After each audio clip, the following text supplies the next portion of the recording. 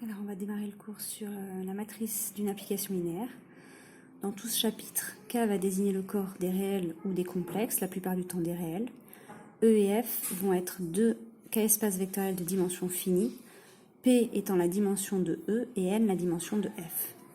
Tout d'abord, on va voir la propriété qui sera importante dans plusieurs démonstrations, qui pourrait se traduire par une application linéaire et déterminée par l'image d'une base. Donc l'image d'une base de E si l'application va de E dans F. Formellement, ça se traduit par la proposition qu'on va noter étoile. Si je me donne une base E1, EP de E, P étant la dimension de E, le nombre d'éléments de la base c'est bien P, et on va se donner des vecteurs de F qui vont être U1 et UP. Alors il va exister une unique application linéaire F, linéaire de E dans grand F, telle que pour tout J allant de 1 à P, F de EJ est égal à UJ. Concrètement, ça signifie que si on connaît la valeur de F sur les vecteurs d'une base, c'est-à-dire si on connaît F de 1, F de EP, alors on connaît F sur E tout entier. Donc pour la preuve, je me donne X un élément de E, on sait que X va pouvoir s'écrire de manière unique comme combinaison linéaire des E1, EP. X s'écrit donc alpha 1, E1 jusqu'à alpha P, EP, avec les alpha I qui sont des scalaires. Comme F est linéaire, F de X, ça va être égal à la somme des alpha J, F de EJ. Et là, on voit bien que si on connaît F de EJ, alors on connaît F de X. Donc si on impose à F de EJ la valeur UJ, alors F de X est égal à la somme des J égale 1 à P des alpha J UJ, et donc j'ai déterminé l'image de X par F. Donc ça, c'était pour montrer l'existence d'une application linéaire. Réciproquement, si je me donne une application qui est définie comme ça, c'est-à-dire qui est définie par f de x égale la somme des j égale 1 à p des alpha j uj, où les alpha j sont les coordonnées dans la base, alors elle vérifiera bien que f de ej égale à uj et elle sera linéaire.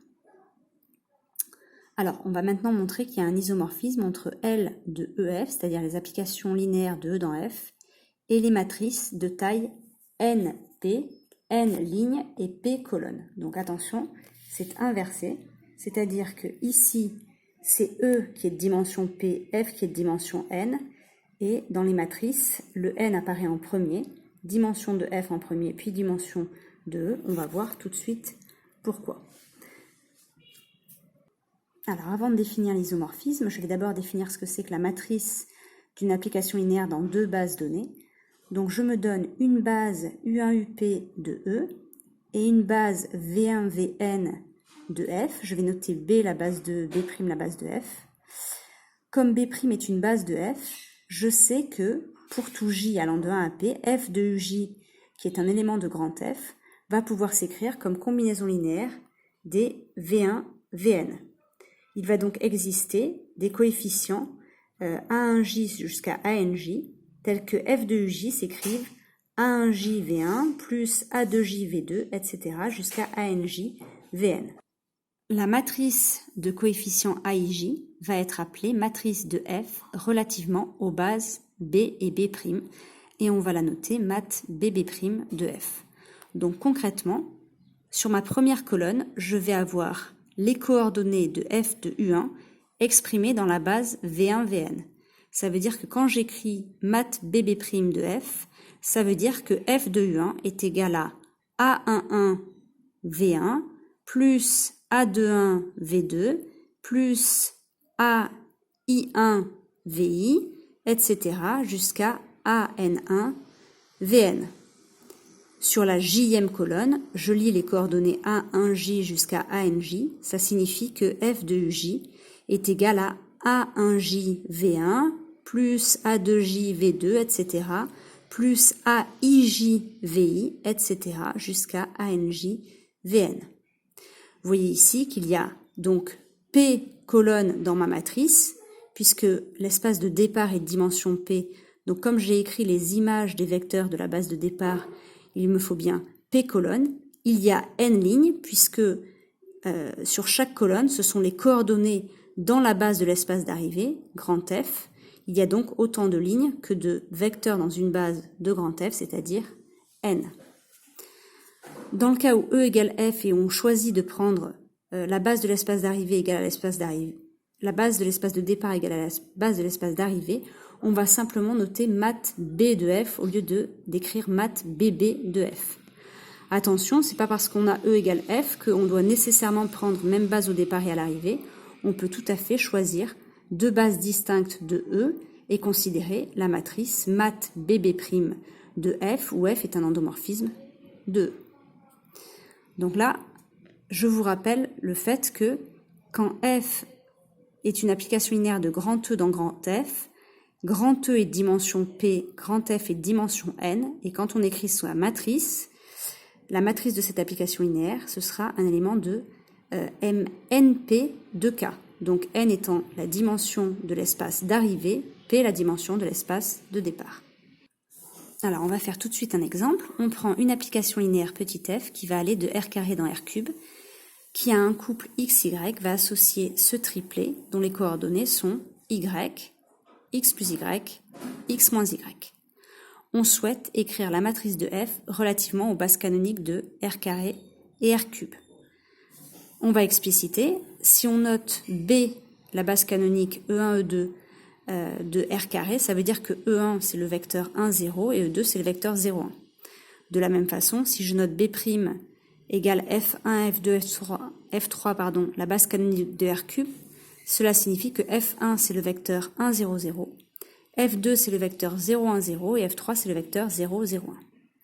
Pour calculer la matrice mat BB' de F, il me faut calculer les images de la base de l'espace de départ que j'ai choisi. Il faut donc que je calcule F de E1 et F de E2. Je commence par F de E1. F de E1, c'est donc F de 1, 0. En remplaçant ici, je me retrouve avec le vecteur 0, 1, 1. Ici, Y est nul, donc, et X vaut 1, donc je me retrouve avec 0, 1, 1. 0, 1, 1, il faut maintenant que je l'exprime dans la base de l'espace d'arrivée que j'ai choisi, c'est-à-dire F1, F2, F3. Comme j'ai choisi la base canonique, ça va être égal à 0 fois F1, plus 1 fois F2, plus 1 fois F3. Et maintenant, je vais écrire ces coordonnées dans la première colonne. Donc la première colonne, les coordonnées de F de 1 dans la base F1, F2, F3. C'est-à-dire 0, 1, 1. Pour la deuxième colonne, je calcule F de 2. F de 2, c'est F de 0, 1. À nouveau, je remplace les coordonnées ici. Ça va être 1, 1, moins 1, c'est-à-dire 1 fois F1 plus 1 fois F2 moins 1 fois F3. J'écris à nouveau mes coordonnées dans la deuxième colonne. Ici, la deuxième colonne, F de E2, c'est 1 fois F1 plus 1 fois F2 moins 1 fois F3. Donc ma deuxième colonne, ce sera 1, 1, moins 1. Ainsi, j'ai écrit la matrice dans B et B' de mon application linéaire F. Alors, je considère toujours la même application linéaire F qui va de R carré dans R cube. Cette fois-ci, je vais l'exprimer dans des bases différentes. Donc E1, E2, ça désigne toujours la base canonique de R carré, F1, F2, F3, la base canonique de R cube. Et cette fois-ci, je vais avoir envie d'écrire la matrice de F relativement à la base epsilon qui est égale à E2, E1. J'ai donc permuté l'ordre des vecteurs de ma base canonique. Et epsilon prime qui est égal à F1, F3, F2. Donc là, à nouveau, j'ai permuté les vecteurs de la base canonique de R cube. Je sais, donc, pour remplir ma matrice, il faut que je calcule l'image du premier vecteur de ma base epsilon, c'est-à-dire E2. Je calcule F de E2, toujours en remplaçant les coordonnées ici, ou en utilisant ce que j'ai fait précédemment. Je sais que F de 0, 1, c'est 1, 1, moins 1, mais cette fois-ci, il faut que j'exprime ce vecteur dans la base choisie de l'espace d'arrivée, c'est-à-dire la base F1, F3, F2. Donc ici, dans l'ordre, une fois F1, ça correspond à ce 1-là. Ensuite, il me faut le coefficient devant F3. F3, ça correspond à la troisième coordonnée. Donc je vais avoir un moins 1 ici, et puis un 1 pour la deuxième coordonnée. De la même façon, je calcule F de 1 qui vaut 0, 1, 1. À nouveau, il faut que je l'exprime dans cette base-là. Bon, ici, ça ne changera pas grand-chose dans la mesure où les coefficients sont identiques pour F2 et F3. Une fois que j'ai trouvé les coordonnées des vecteurs de ma base dans la base choisie d'espace d'arrivée, j'écris les coordonnées en colonne. Donc la matrice se remplit toujours en colonne.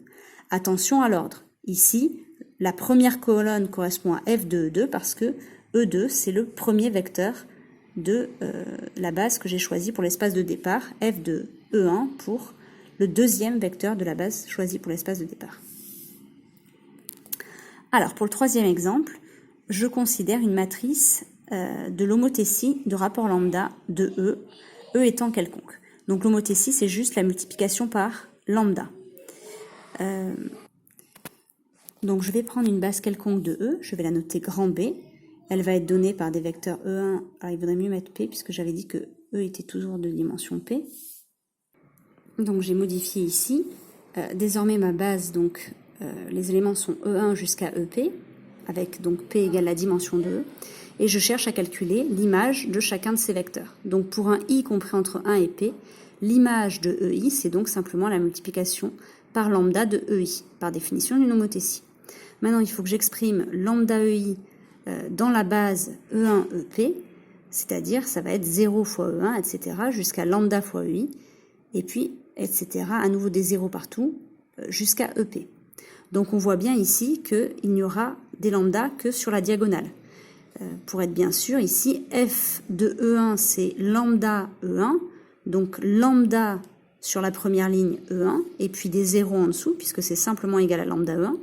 Pour la deuxième colonne, on va avoir f de E2 qui vaut lambda E2, c'est-à-dire 0 fois E1, donc d'abord un 0, puis un lambda pour E2, qui est donc bien sur la diagonale, etc.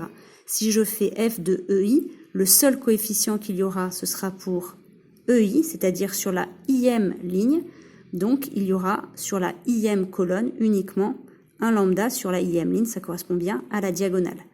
Autrement dit, on a montré que la matrice de l'homothétie, ça va être simplement lambda fois l'identité lorsqu'on choisit même base de départ et même base d'arrivée. Donc en particulier, si je prends lambda égale 1, f est alors égal simplement à l'identité. Et donc je viens de montrer que la matrice de l'identité de E, dans une base, même base de départ, même base d'arrivée, donc mat B de IDE, c'est donc simplement la matrice identité qui a pour taille la dimension de E, donc ici P.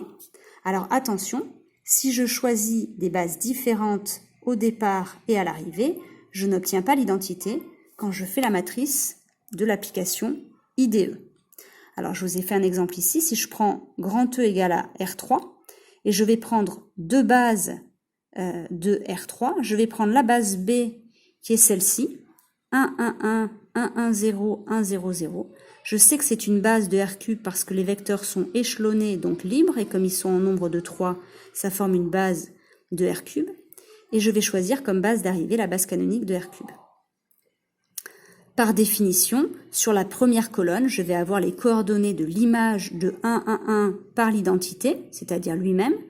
Donc les coordonnées de 1, 1, 1 dans la base canonique, puisque j'ai choisi comme base d'arrivée la base canonique. Les coordonnées de 1, 1, 1 dans la base canonique, ça va être simplement 1, 1 et 1. De la même façon, sur ma deuxième colonne, je vais avoir les coordonnées de l'image de 1, 1, 0 par l'identité. L'image de 1, 1, 0 par l'identité, c'est lui-même. Et ces coordonnées dans la base canonique, qui est la base d'arrivée, ça va être 1, 1, 0. Et de la même façon pour la troisième colonne. Donc vous voyez ici, la matrice obtenue n'est pas du tout la matrice identité. Le résultat qu'on a montré, matrice de l'application identité égale matrice identité, ça n'est vrai que si je prends même base au départ et à l'arrivée. Alors on va faire encore un exemple. Je prends grand E égale R2 crochet X et grand F égale R cube.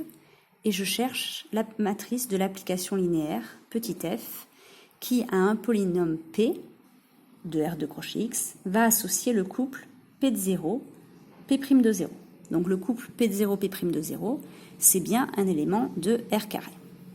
Je cherche la matrice donc, de cette application linéaire par rapport aux bases canoniques des espaces de départ et d'arrivée, c'est-à-dire la base canonique de l'espace de départ, c'est 1x, x carré, et la base canonique de l'espace d'arrivée, c'est donc ce que j'avais noté E1, E2, c'est-à-dire le vecteur 1, 0 et le vecteur 0, 1.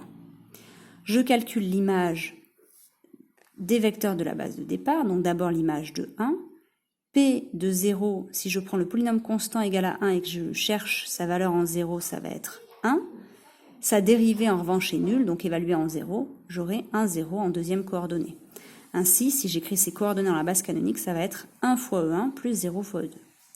Je calcule maintenant l'image de grand X. Grand X évalué en 0, ça va être 0. La dérivée, c'est 1. Ah, il y a une erreur. Donc ici, l'image de grand X. X évalué en 0, c'est 0. En revanche, quand je fais la dérivée de X, je trouve le polynôme constant égal à 1. Donc évalué en 0, ça fera 1. Ainsi, les coordonnées de f de x seront 0 fois E1 plus 1 fois E2. Pour x carré, en revanche, évalué en 0, j'ai 0. Et quand je dérive x carré, j'obtiens 2x qui, évalué en 0, vaudra aussi 0. Donc les coordonnées seront 0, 0. Ma matrice, donc, que je construis en colonne, j'écris les coordonnées du premier vecteur, 1, 0, puis les coordonnées du deuxième vecteur, 0, 1, et enfin les coordonnées du dernier vecteur. Alors, encore un exemple, je prends E égale R3 crochet X, et je cherche la matrice de l'endomorphisme qui est définie par à P, j'associe P de X plus P de X plus 1. Je vais choisir d'écrire la matrice de cet endomorphisme dans la base canonique de E, c'est-à-dire la base 1x, x carré, x cube. Ça veut dire que je n'aurai pas de problème pour trouver les coordonnées dans l'espace d'arrivée. Il faut donc juste simplement que je calcule les images de la base canonique de R3 crochet X.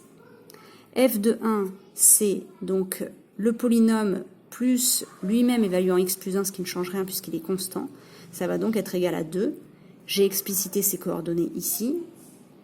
Alors, il y avait un x qui traînait, je l'ai enlevé. Donc, c'est 2 fois 1 plus 0, 0, 0 comme coordonnées devant x carré et devant x3. Je calcule l'image de x, c'est donc le polynôme x, puis lui-même évalué en x plus 1, c'est-à-dire simplement x plus 1. Je trouve donc le polynôme 2x plus 1. Attention, la base canonique est dans l'autre sens. Il faut donc que je commence par le coefficient constant, 1 fois 1, plus 2 fois x, plus 0 fois x carré, plus 0 fois x cube.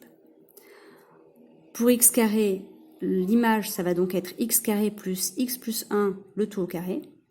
Je développe, ça va me donner 2x carré plus 2x plus 1. Pour chercher ces coordonnées, à nouveau, attention, je le remets dans le bon ordre, à savoir 1 fois le coefficient, fois le polynôme constant égal à 1, plus 2 fois x, plus 2 fois x carré, plus 0 fois x cube. Enfin, je calcule f de x cube, c'est-à-dire x cube plus x plus 1 au cube. En développant, je trouve 2x cube plus 3x carré, plus 3x plus 1. À nouveau, je fais apparaître les coefficients en remettant dans le bon ordre 1 fois 1, plus 3 fois x, plus 3 fois x carré, plus 2 fois x cube. Maintenant que j'ai fait ce calcul, je vais écrire les coefficients en colonne. Pour f de 1, j'ai donc 2 puis des 0, donc 2, 0, 0, 0. Pour mon deuxième vecteur f de x, j'ai 1 puis 2 puis 2, 0, donc 1, 2, 0, 0. Pour le troisième, 1, 2, 2, 0, 1, 3, 3, 2 pour le quatrième.